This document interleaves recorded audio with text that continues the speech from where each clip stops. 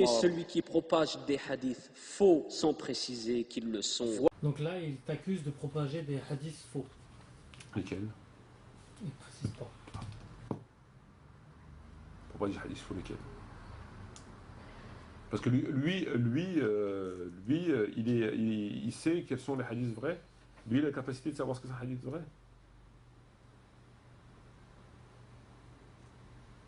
Ils ont une machine chez eux, ils appuient, ils mettent le hadith, il sort vrai. Eux, ils ont la capacité de connaître le hadith vrai. Alors qu'il a même pas ouvert Bukhari de sa vie. Il avait fait une erreur, il me semble. Oui, bien sûr, il avait fait une erreur en disant qu'ils avaient inventé un hadith qui n'était pas dans le Bukhari, etc. Et c'était tout ça pour détourner les gens. Et puis on a ramené le texte comme quoi il était dans Bukhari. Bon, c'est une accusation gratuite, une calomnie de plus. Et lui, il a les compétences de savoir ce que c'est un hadith vrai. Quand tu les écoutes, en fait, Minhaj al-Haq, ils sont sur les pas du prophète. Des fois même, ils le devancent. Ils sont sur les pas du prophète. Mais dans le fond, quand tu regardes, ils sont complètement à l'opposé, sur plein de choses. Et qui restent inexpliqués, qui sont incapables d'expliquer théologiquement, mis à part par la déformation de mes propos et de mensonges. Il est celui qui prétend que les sunnites ne doivent prendre que des deux sahih, que sont Al-Bukhari et Muslim, et qu'ils doivent délaisser tous les autres hadiths authentiques. Voilà. Donc là, il dit que tu dis qu'on ne doit prendre des hadiths que de Bukhari et de Muslim et qu'on doit jeter le reste. J'ai jamais dit ça. J'ai jamais dit ça. C'est un mensonge. D'ailleurs, qui rapporte la preuve que j'ai dit ça. J'ai dit tout simplement que la priorité, la primauté était accordée à Bukhari et Muslim, que c'était plus authentique. Et après vient le reste. C'est d'ailleurs pour ça que j'ai rejeté le hadith de Bukhari, de Abu Daoud. Voilà. Quand tu lis mes livres, est-ce que tu vois pas si c'était Ahmed, Nisaï, Ibn Majah, Tirmidhi? Donc ça ne semblerait pas contradictoire que je dirais qu'il faut prendre que de Bukhari, je resterai le reste, alors que moi-même je les cite et je les étudie tous les jours. C'est un mensonge. C'est simplement un mensonge. Il est celui qui occulte des hadiths, qui s'oppose à son sectarisme. Donc là, il t'accuse d'occulter le hadith qui dit ce qui m'a empêché de vous rejoindre. Sur le Tarawih. Alors que si tu prends le livre La prière innovée, il est dedans. Il est cité sur le site. Ce qui m'a empêché de vous rejoindre, il est dans mon livre. Cependant, c'est que eux, ils s'appuient sur ce hadith, c'est celui-là qui fait autorité. Ce qui m'a empêché de vous rejoindre. Ça veut dire que le prophète, il voulait les rejoindre, mais il n'a pas. Voilà. Et donc, on peut faire tarawih. Alors qu'ils occultent, eux, l'autre hadith, c'est eux qui occultent le hadith. Pourquoi ils n'en parlent pas de ce hadith? Comment ils l'expliquent? Alors que moi, j'ai parlé de tous les hadiths. Lorsque j'ai fait mon étude, tu verras dans mon livre, tous les hadiths sont dedans. Tous les hadiths de Bukhari sont dans mon livre. Et après, je développe en disant voilà, ce hadith, il n'a pas la priorité, c'est lequel la priorité, parce qu'on sait que les compagnons ont arrêté, on sait que, etc., etc., etc. Donc j'explique. J'ai occulté aucun hadith. T'as qu'à ouvrir mon livre et t'as qu'à regarder sur le site, tu trouveras ce hadith. C'est complètement faux. Par contre, eux, ils occultent. Ce hadith, ils ne le citent pas. Pourquoi qu'ils n'ont pas pris en considération face à prier aux gens dans vos demeures, car la meilleure prière pour un homme, c'est que. Pourquoi qu'ils ne le citent pas? Moi, c'est parce qu'à mon avis, c'est qu'ils n'arrivaient pas à l'expliquer. Voilà. Est-ce que c'est l'honnêteté, ça? Non. T'as passé l'honnêteté? Il est dans Bukhari, pourquoi il ne le cite pas? Et qui nous l'explique. Il est faux, il est abrogé, il est amputé, il est déformé, il est mal traduit. Il est celui qui qualifie le calife Omar d'avoir eu des comportements curieux, violents, etc. Donc là, ça s'aggrave un peu. Donc il t'accuse de dire que Omar était violent et qu'il avait un comportement curieux. Ben, je ne sais pas qu'est-ce qu'il entend par curieux. En tout cas, s'il fait allusion au jour du jeudi, oui, c'est un événement assez curieux que de s'opposer au prophète et de dire on a le livre de Dieu, on a Kitab Allah, il fait. Maintenant, en ce qui concerne la violence de Omar, le caractère de Omar, je pense que. Apparemment, il n'y a que lui qui ne le connaît pas. Il n'y a que lui. Il doit avoir des livres qui doivent avoir il doit avoir ses propres livres. J'apprends rien à personne. Il est celui qui dit que certains compagnons se sont opposés à la volonté du prophète Mohammed sallallahu alayhi wa sallam. Donc tu aurais dit que certains compagnons se sont opposés au prophète? Oui, je pense que pas qu'une seule fois, notamment sur le jour du jeudi. Il y a eu deux groupes. Certains disaient donner au prophète de quoi écrire et d'autres ont suivi l'avis de Omar. Donc Omar, il n'était pas tout seul. Il y avait bien des compagnons. Comment tu expliques ça? Est-ce que pour toi il est acceptable de s'opposer au prophète quand il dit donnez-moi de quoi écrire, je vais vous faire un écrit qui vous empêchera de vous égarer après ma mort? Non. Bon, ces gens qui ont dit non, qui sont opposés à lui, tu appelles ça comment? Ils sont opposés. Bon, voilà.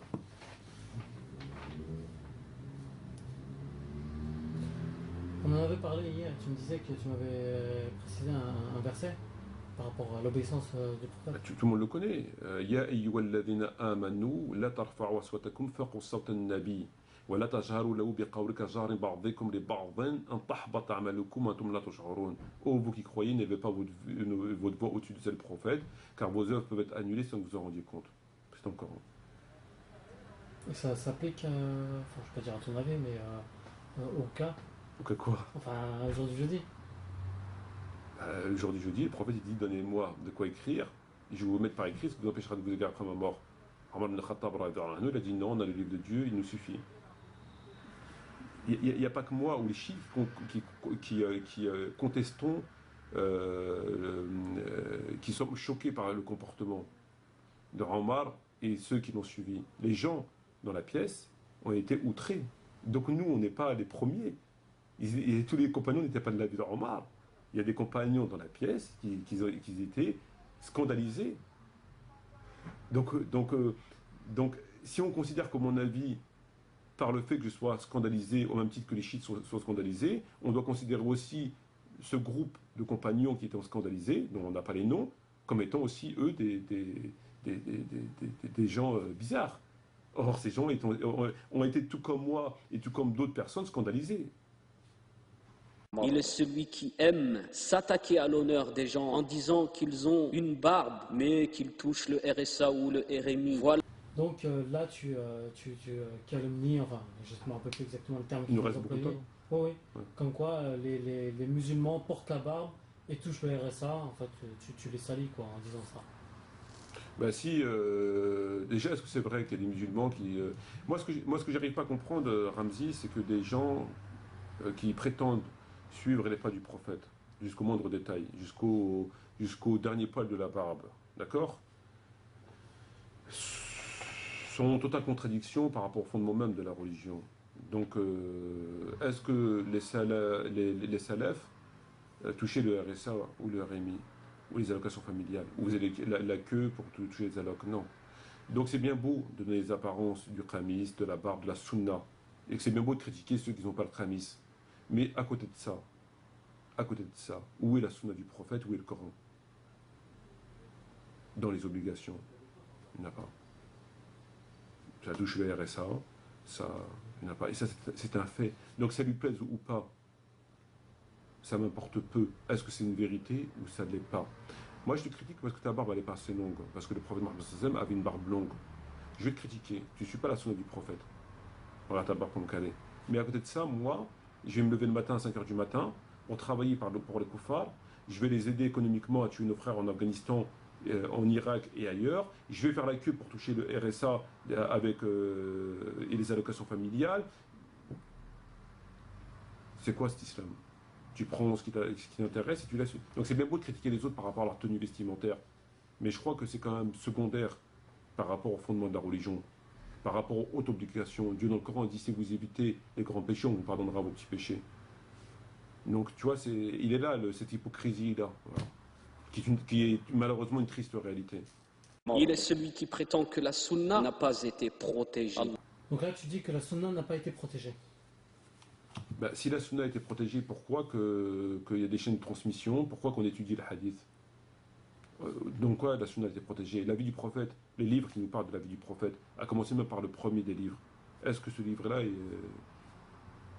est 100% authentique? Est-ce que ça veut dire que la sunna n'a pas été protégée?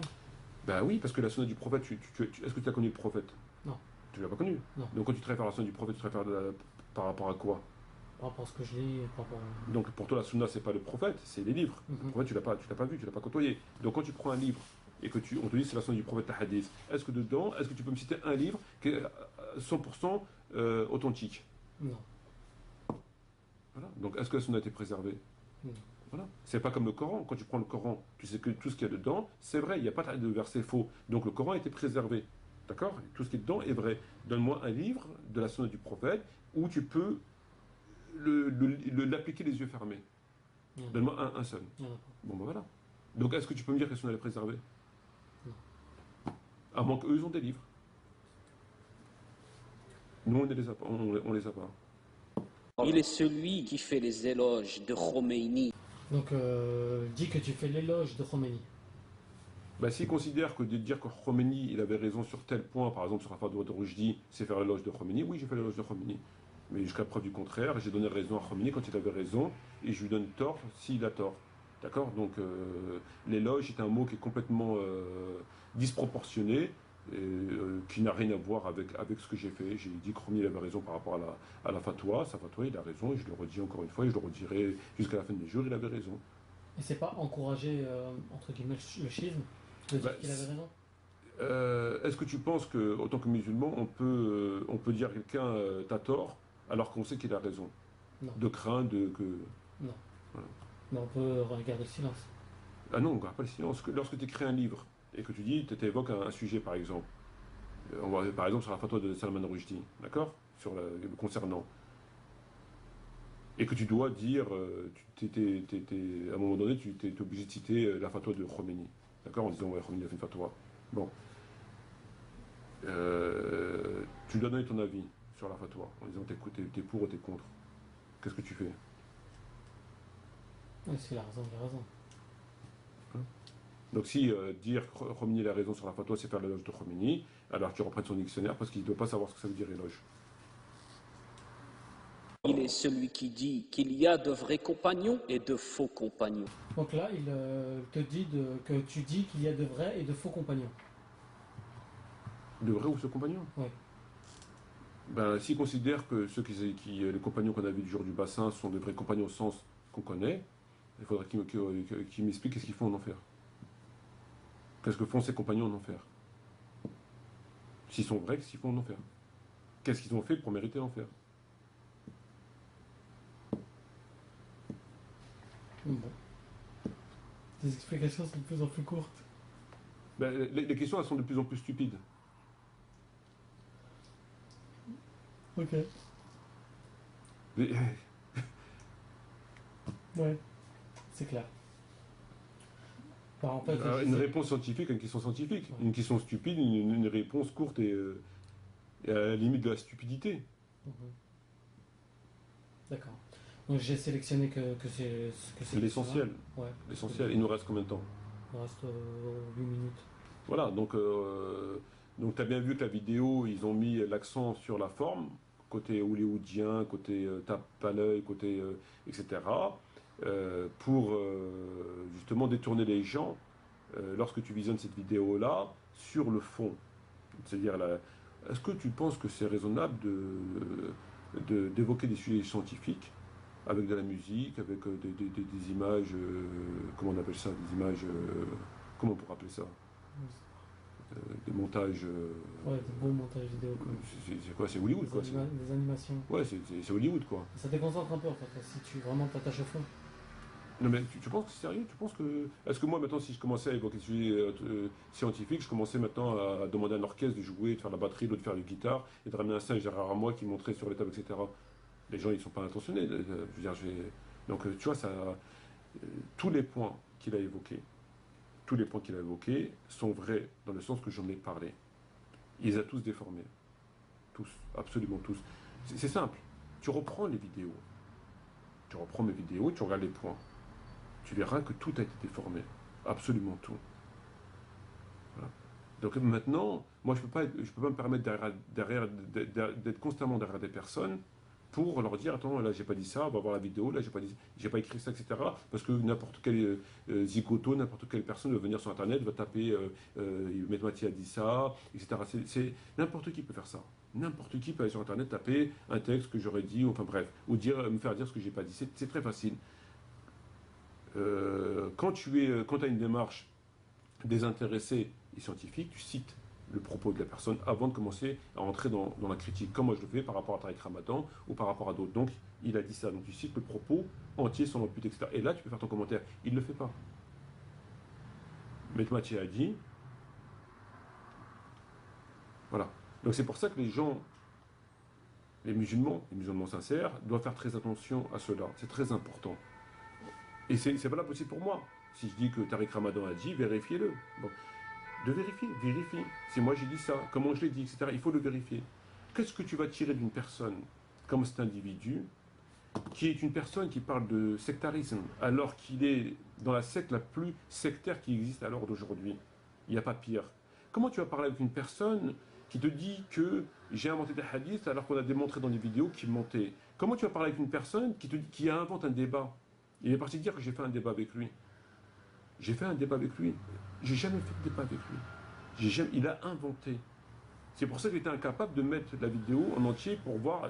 Personne n'a entendu parler de ce débat-là. Il n'y a pas eu de public, il n'y a rien eu. J'ai jamais fait de débat avec lui. Il a inventé. On a affaire à un menteur, quelqu'un qui n'hésite pas. Et à côté de ça, ils vont s'appeler Minaj al-Haq, la voix de la vérité, et qui vont dire mes frères, mes frères, nos sœurs, on vous aime, etc., etc. Faites attention aux chiites, faites attention aux ignorants, etc. Alors qu'ils sont la référence en la matière. Ils sont la référence. Ils parlent d'occulter des hadiths alors qu'ils font que ça.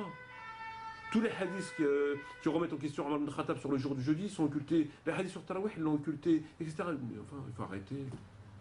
Il faut arrêter la plaisanterie. Et je ne peux pas être derrière. Les gens ont leur part de responsabilité de vérifier. Allez vérifier. Si on m'accuse du schisme, prenez mes livres. Lisez mes livres. Si moi j'ai fait l'éloge de Khomeini, prenez mes livres, regardez vous-même. Si moi prenez les livres et lisez les livres. Et regardez, vérifiez par vous-même. C'est la moindre des choses. C'est la moindre des choses. Voilà. C'est bien. Bah écoute, je te remercie mon frère. De rien. Et, bah, de toute façon, tous les livres, toutes les vidéos, tout est disponible sur le site des éditions Les 12. Donc ils peuvent même faire des demandes, on peut leur envoyer gratuitement. Au cas où ils voudraient analyser tes textes. Mais ils les ont analysés. Ils les ont analysés. Mais le problème, c'est qu'il n'y a rien. Et là, le problème, c'est qu'il n'y a rien. Donc ils font avec ce qu'ils ont. Ok. Voilà. Donc je remercie nos frères et sœurs de leur attention. Je leur remercie très chaleureusement d'avoir suivi ces deux vidéos. Je leur demande de ne pas être dupes. De ne pas être dupes, parce que malheureusement, dans une époque où il y a beaucoup de charlatans, beaucoup d'hypocrites, etc., de vérifier par vous-même. Sur ce, je te remercie Ramzi de ta présence. Et je vous dis donc shukran jazirin, wassalamu alaikum wa rahmatullahi wa barakatuh, et j'espère à la prochaine, Inch'Allah. Merci à toi.